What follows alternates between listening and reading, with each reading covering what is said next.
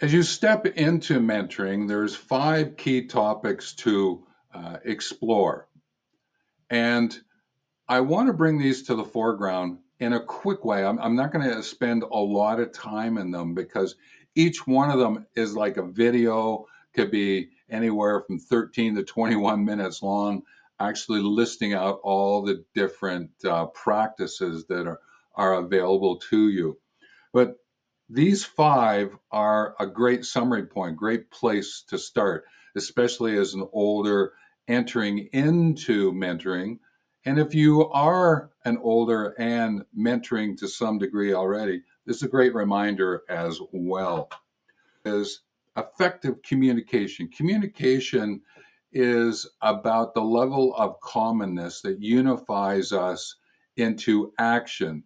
So the idea of the common aspects of community, because you're having conversations that brings you into action, then communication is sort of the sending, receiving of messages, the message itself, and to some degree, if not a lot, depending on what's happening. But through a mentoring lens, it could be about the coordinating of the coordinating the behavior of the mentee as a mentor.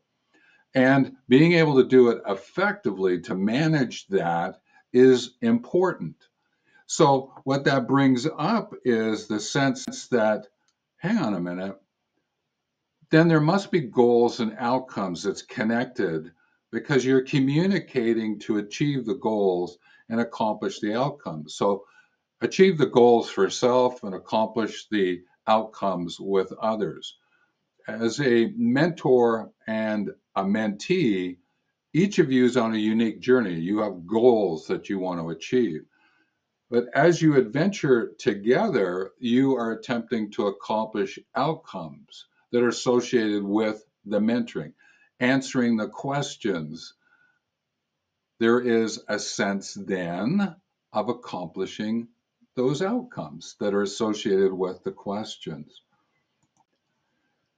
Now, the next one, navigate challenges. In mentoring, it's not like everything is going to work great all the time. Sometimes there's challenges in the mentoring, but also you might find that from the outside, there's challenges influencing your mentoring. Because sometimes what's happening is mentoring is being set up because some organization has asked you to mentor, or you having reached out to mentees, there's community around you that might be influencing the mentoring arrangement, the relationship that has been set up. And therefore, you have to deal with those challenges, as I say, navigate those challenges. So think of it this way: change surrounds every challenge. If you actually take a look at the word CHA at the beginning of challenge and NGE at the end of challenge, that's change. So change is influencing your mentoring arrangement, mentoring relationship. And it's what you do in response to that, what transitions you go through, is what navigating is about. So navigate challenges is something that's going to be present for you as a mentor. The next thing you need to think about, and hinted already, is if it's a two-way trusted reciprocal relationship, then what is trust? What is respect? These are ethical concepts that have associated practices that go with them.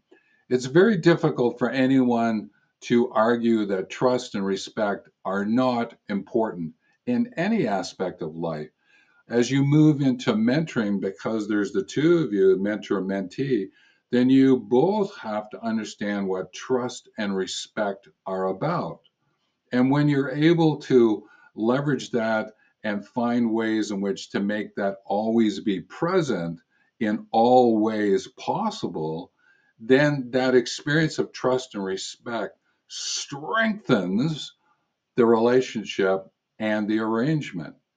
So spend some time looking at what does trust and respect mean in mentoring. And I will be sharing a ethical decision-making framework that has a model and actions to go with it, steps to go with it at a workshop on a weekend. So stay tuned for that. Now, the next thing that I have you look at is use technology. Now, this seems to be an odd one out. When I share these sort of 5 keys to others, I always end up with technology. So, hang on a minute. Technology, ologists study tech is the technical, the ways in which you go about using tools and techniques.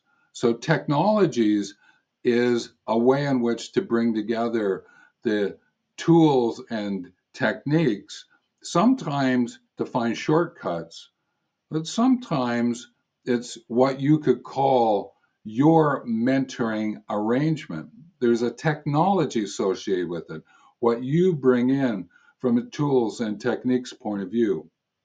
Now, I always remember is someone said there was a discussion about how to create a pen for use in space.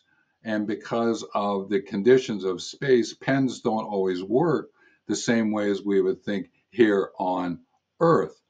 And someone says, well, why don't you use a pencil then? And I always remember that is because sometimes the technology that's obvious right here can be what makes the biggest difference in your mentoring approach at this point. So think of it that way is you may want to bring lots of technology, fancy ways in which to meet, when in fact meeting in person may be the best way to do it. But again, maybe there's distance and using online technology, online communication technology is important. Just think through, is technology helping you or is it hindering you in your mentoring a relationship and arrangement?